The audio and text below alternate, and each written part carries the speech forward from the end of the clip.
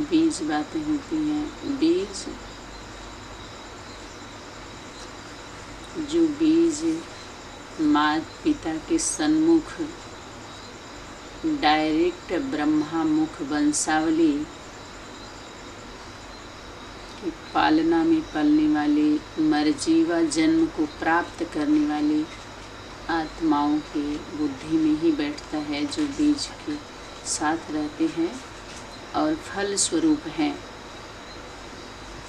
जो कल्प वृक्ष के फल बन करके पकते हैं, मानव परिपक्व होते हैं। बीज उन्हीं के अंदर बीज बातें समाहित होती हैं और फल पर ही सभी का ध्यान होता है। सिद्धि स्वरूप को धारण कर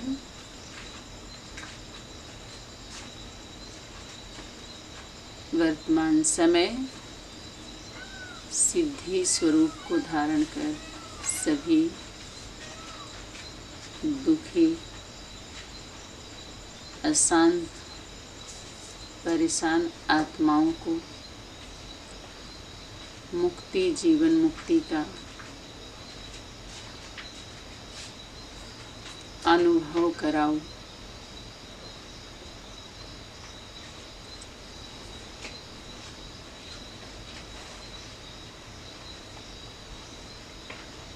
हमारे सनातन परंपरा में पत्नी पति का नाम नहीं लेती, शर्माती है। राम के साथ सीता का नाम जोड़ा गया, उसके रोम रोम में बस गया उसका स्वरूप। और अंत के समय में जो पता है, बाहरी दुनिया में ढेर सारे पंडित लोग, जिसको हम संत, महात्मा, गुरु जी बोलते हैं, वो लोग बोलते हैं कि जो नारी स्त्री है वो शिवलिंग पर जल नहीं चढ़ा सकती है, उसको पूजा नहीं कर सकती, उनका मंत्र नहीं जप सकती है। वास्तव में मंत्र शक्ति का ही है। शक्ति के द्वारा ही शुरुआत हुई ओम ध्वनि, ओम नमः शिवाय। शक्ति ने ही मंत्र, ये उसके जीवन में महामंत्र बन गया था। महामंत्र से ही मंत्र निकलता है। बच्चों के लिए एक मंत्र उनके जीवन में मंत्र माना स्वमान दे दिया जाता है कि इसी के स्मृति में चलते चलो और धीरे धीरे आप समर्थ बनते जाओगे। माता पिता ये मंत्र नहीं दिए थे कि नाम जपो, माता पिता का नाम जपो, या बाप का नाम माँ देती है जपो, समझ में आ रहा है। लेकिन एक समय तक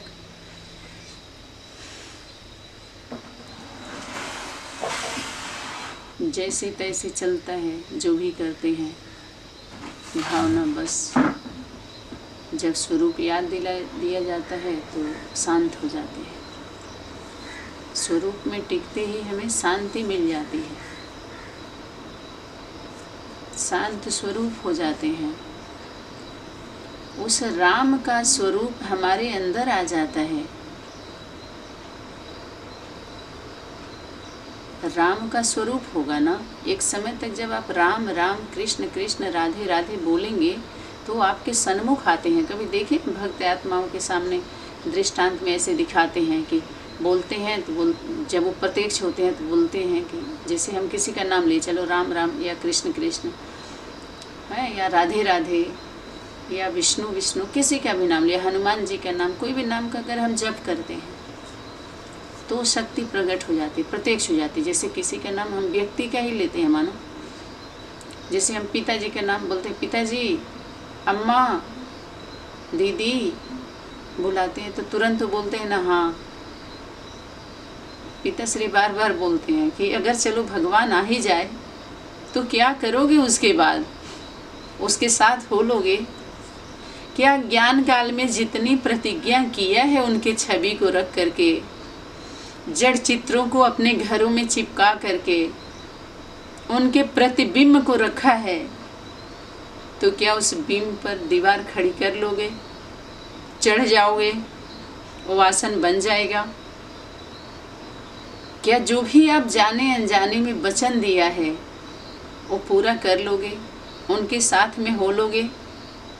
तो जाने अनजाने में हम अगर उनको बुलाते हैं तो हमारे हर एक के जीवन में अगर पवित्र मन से वो यात्रा किए हैं, सरल हृदय से, तो वो शक्ति कोई न कोई स्वरूप धारण करके आकर के आपसे जवाब सवाल पूछती है। जवाब देने के लिए भी तैयार है। सवाल पूछा जाता है और पूछा जाना चाहिए।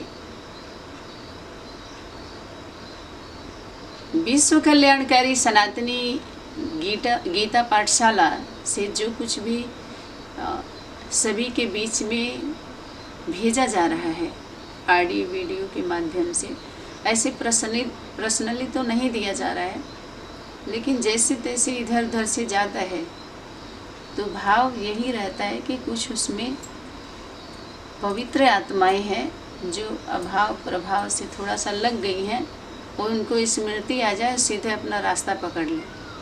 तो जब उसको हम बुलाते हैं तो एक बार वो आते हैं, तो आप देखते हैं, पूछते हैं कि बोलो बस आप क्या चाहते हो।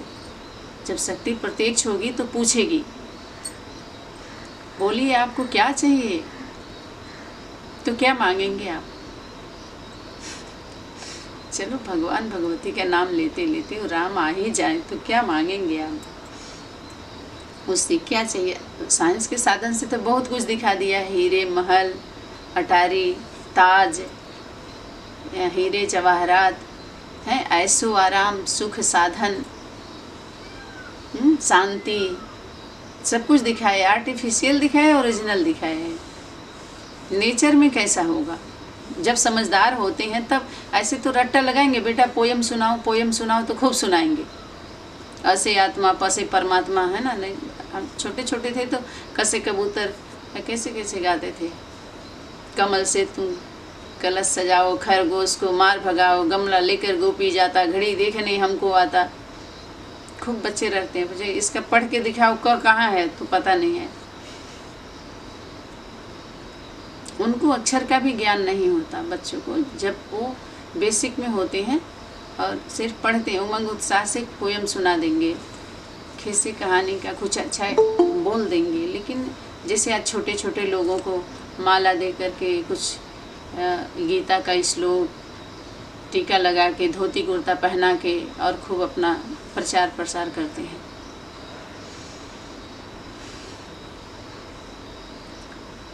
वो आएंगे तो पूछेंगे और आपको वचन याद दिलाएंगे किसी न किसी रूप में, और जो आपने दिया है वो मांगेंगे। जाने अनजाने में तो सभी बोले हैं तन मन धन सब तेरा स्वामी, सब कुछ है तेरा। तो तन ही चला गया तो संबंध भी चला ही गया है, वो आपका रहा नहीं। संबंधों के बारे में भी हम कंप्लेन नहीं कर सकते, तन के बारे में भी नहीं कर सकते, धन के बारे में भी नहीं कर सकते, संबंधों के बारे में भी नहीं कर सकते। समर्पित का ये परिभाषा होता है। हाथ उठाइए, सहमत है? अगर हमारे जीवन में ऐसी घटना घटेगी और पूछा जाएगा तो क्या हम तैयार हैं? और लोग तो नहीं है सन्मुख, लेकिन सन्मुख वाले से अगर जवाब सवाल हो अनजाने में, चलो अव्यक्त वाणी के पालना में तो बहुत कुछ बोले ही हैं, लेकिन बाहरी दुनिया के जिसको हम भक्ति मार्ग अज्ञानी बोलते हैं, वो लोगों ने भी यही किया है कि सब कुछ हे प्रभु तुम्हारा है, अर्पण कर चुके हैं उसके सामने, मूर्तियों के सामने। किसकी मूर्ति है? माता पिता और उनके जो कल्प वृक्ष के जड़ में बैठे हैं दशा वंश, उनके बच्चे, कार्यकर्ता, पुत्र और पुत्री। तो पहले जरूर उन्हीं से, पुत्र पुत्री से ही पूछा जाएगा ना, तब तो वो सर्विस करने के निमित्त बनेंगे। पहले वो स्वरूप में लाए हुए होंगे, रिफाइन किए हुए होंगे, पूरा क्या एक्सेप्ट हो रहा है, तभी तो अंदर एक्टिवेट होगा। जब आप मोबाइल में जब अपना रिचार्ज कराते हैं या पहले सिम लेते हैं तो कुछ समय बाद कहते हैं याद करिए, एक्टिवेट होने के बाद आपको शो करेगा उसमें। पहले ही तो नहीं हो जाता है ना तुरंत मोबाइल में बाकायदे पड़ता है, फिर रिचार्ज किया जाता है, तब जा कर के आप कुछ कर पाते हैं मोबाइल से। ऐसे धीरे धीरे कुछ प्रोसेस होते हैं। जब हम बड़े होते हैं और वहाँ तक पहुँचते हैं तब यथार्थ का पता चलता है कि हमारे राजनीतिक व्यवस्था में भी बहुत सारे लोग धर्म देश के पीछे दिखाते हैं, कितने लोग कुर्बान हो गए। धर्म के हमारे शास्त्रों वेदों में कैद है, कितने ऋषि मुनि तप किया, उनको युद्ध नहीं दिखाते। समझ में आया? राजनीति में तो हिंसा दिखाते हैं। भगत सिंह, चाहे चंद्रशेखर आज़ाद, चाहे जितने भी हमारे राजनीतिक व्यवस्था में जो मातृभूमि के लिए, देश के लिए हिंसा दिखाते हैं, कैसे ऐसे लोग उनसे लड़े तो आज हमारा भारत ऐसे है, पता चल रहा, छानबीन हो रहा है तो गुलाम ही है भैया। अब बंधा हुआ, सबके हाथ में लगी हुई हथकड़ियाँ। इधर इस तरफ से अपना प्रयास कर रहे हैं लोग। धर्म नीति में आप सभी देख लीजिए, इसके ऊपर आ जाइए अध्यात्म। यहाँ से आप लोगों को अच्छे से, नहीं तो कुछ तो समझ में आ ही रहा होगा। अपने लिए तो कम से कम हो जाएगा,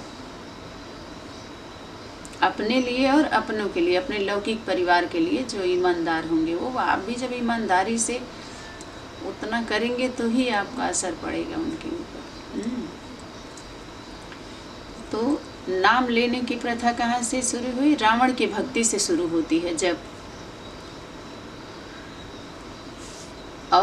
सतो प्रधान नारी शक्ति के द्वारा जब भक्ति होती है या हनुमान की भक्ति दिखलाते हैं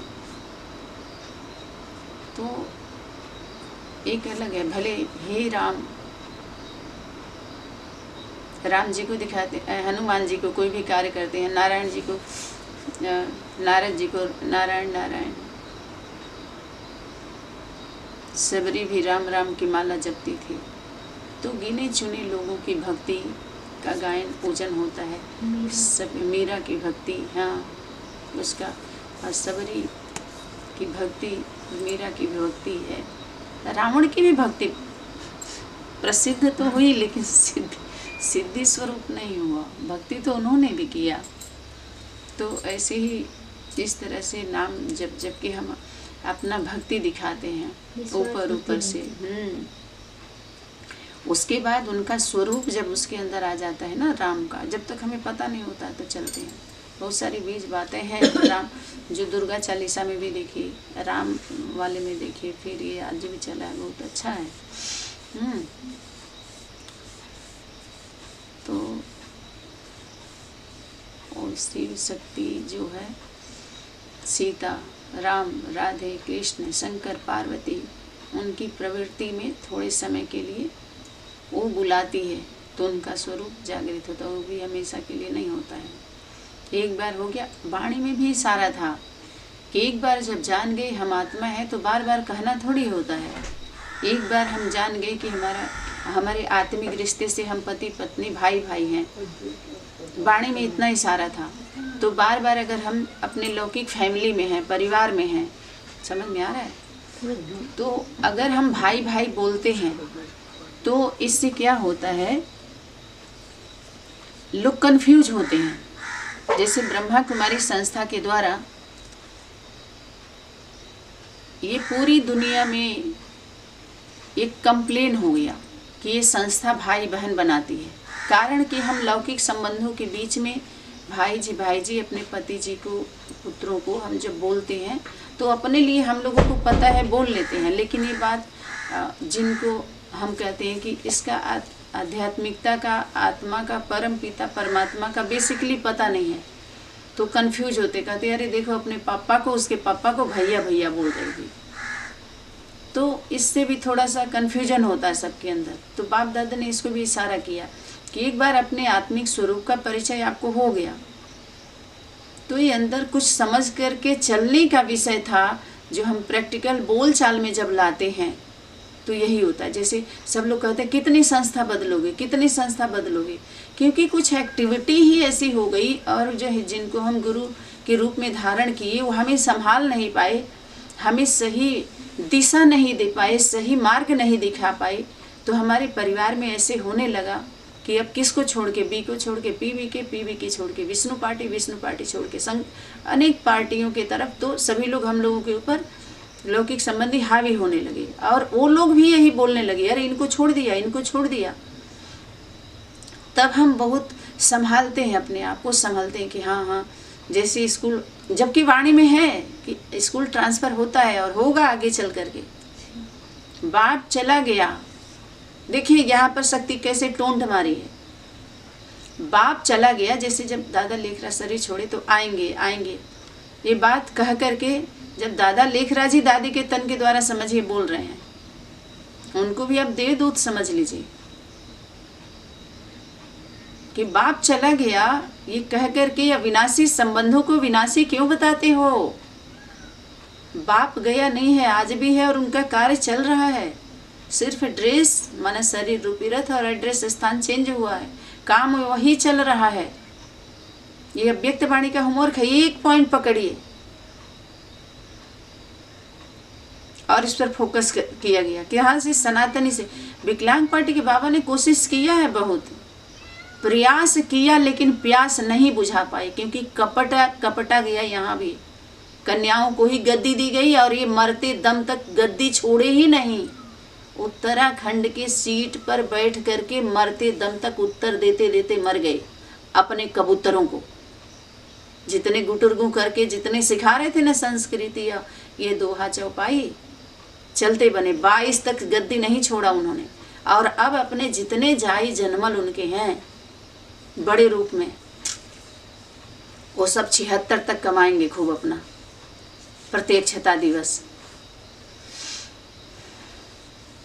मनाएंगे। देख लीजिए आप सब, ये हाल है। खैर, तो माता पिता का नाम उनके साथ जोड़ दिया जाता है, आदर किया जाता है, सम्मान किया जाता है।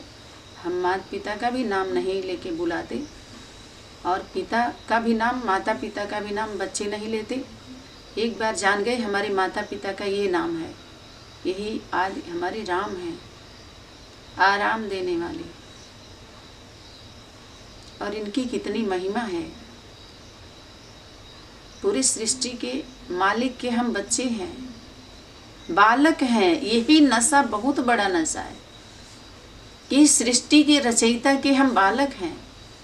हमारा कर्तव्य क्या होना चाहिए, जो हमारे माता पिता का कर्तव्य है।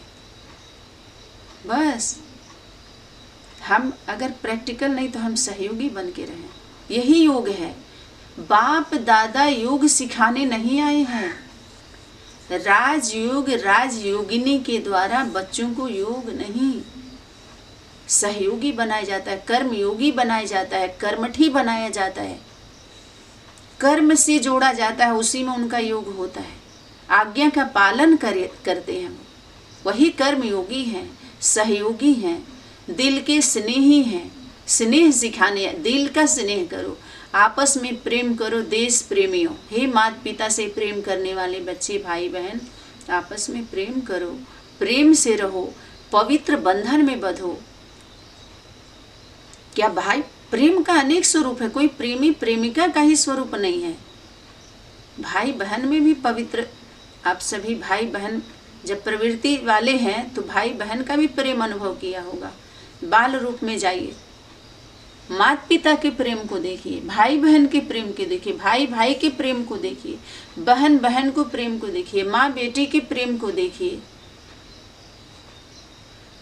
बहन बहन के प्रेम को देखिए। कितनी सात्विकता होती है, सतु प्रधानता होती है। वो हर चीज में प्रधान होते हैं, वो माना श्रेष्ठ होते हैं, खास होते हैं वो। क्यों? क्योंकि रचयिता की रचना है वो। उनके अंदर नेचुरल ये सारे ज्ञान गुण शक्तियाँ समाहित होती जाती हैं। कैसे समाहित होती जाती हैं? आज्ञा का पालन करने से। तो आज बहन जी आप इसको इस पर थोड़ा सा बचा हुआ था, कल जो है कल तो नहीं हो पाया था। चलिए इसमें सुना दीजिए, थोड़ा सा पढ़ के भी सुनाना है, फिर इसमें आ जाएगा। ये पूरा ही रहता है। पूरा रहता है। हाँ पूरा ही है। हाँ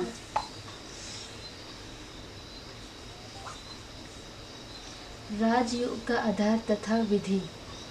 संपूर्ण स्थिति को प्राप्त करने के लिए और शीघ्र ही आध्यात्मिकता में उन्नति प्राप्त करने के लिए मनुष्य को राजयोग के निरंतर अभ्यास की आवश्यकता है। हाँ, राजयोग माना क्या? राज माना गुप्त, योग माना जुड़ना, वियोग माना बिछुड़ना। अब इसका आधार लेना राजयोगी और राजयोगिनी आदि माता पिता का आधार लेना है। और विधि यही है कि आप संयम में रहिए, आज्ञा का पालन करिए। और कौन सी विधि पूजा पद्धति वाला? तो भक्त आत्मा में रावण की भक्ति में विधि बताई जाएगी, आपको अभ्यास कराया जाएगा कि प्रयास करो और अभ्यास करो, लेकिन प्यास नहीं बुझेगी। आत्माएं वहां से क्या निकाली हैं? अर्थ समझा रही हैं। राजयोग राजयोगी के सब्जेक्ट पर आधार किसका ले रही हैं? पूरे मनुष्य सृष्टि में मनुष्य मात्र का